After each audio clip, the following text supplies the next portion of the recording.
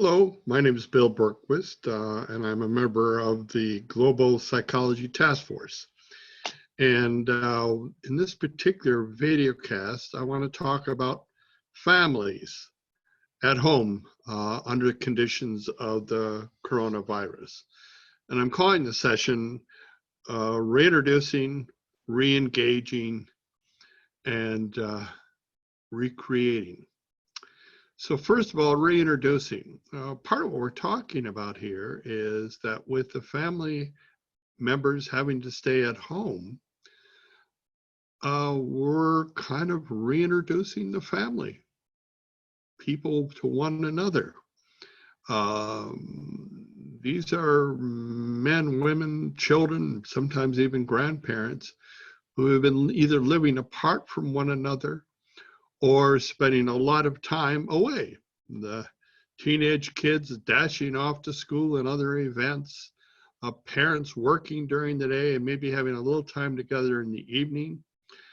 But now they're spending time together, or at least potentially spending time together. For instance, what about lunches during the week? Typically, all these people haven't been together for lunch, maybe on the weekends, but certainly not weekdays. And suddenly they're having lunch together. Now, there obviously is the temptation to spend all their time, everyone, on the internet, connecting with people outside the family. And that's very understandable, and it's to be commended in the sense of keeping those social contacts, even when we cannot have social closeness. But this is also an opportunity for re-engagement of the family. So I want to talk for a bit about some ideas about how do you re-engage the family now that everyone's at home together in the same house. One of the things you might want to do is really begin to enjoy and build up the family meals, especially the family dinner. You might want to do it with candlelight or feature some special dishes. Maybe one evening you have the special dish for one of the family members, another evening we have it for another person. You extend the dinner a bit with the candlelight so that people talk about what's been happening or what they value. You might want to help your kids learn how to cook a particular dish, maybe one that they really like. They can now cook it and the whole family enjoys it. Maybe the family finds a movie that they really enjoy and they can sit down together and watch it in their dining room or the kitchen or living room or down in the den, maybe with some popcorn or some dips to make it a special kind of an evening together. So rather than everyone heading off to separate movies, you find something you all enjoy. The other thing you might want to consider as we talk about re-engaging the family is really spending some time about the family history while you're all together. You may have gotten some DNA results. Why not go over those a bit? Talk about what these mean, that you have relatives in the past who came from some exotic country. What does all this mean? Even more importantly, this time during the virus might be one in which you spend some time collecting your own history. The children interviewing their parents about when they were kids, or about their parents or whatever when they first met, or if the grandparents are around, interviewing them. Another possibility, if people aren't going to write it down right away, is you can record it, such as I'm doing here on Zoom. Or if you want a written history, there's something called Dragon Speak, or just Dragon.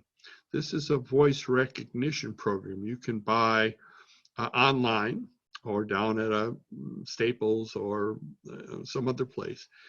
And it enables you to talk into a microphone, which in turn is connected to your computer. And it records what you have said and translate it into printed words. And so you spend a bit of time educating your software on your own voice, and then it begins to recognize, usually at least at 85, 90, 95%. Now, if this seems wild and unheard of, guess what? That's what you're doing on your tablets and others. They're translating what you have to say often into words.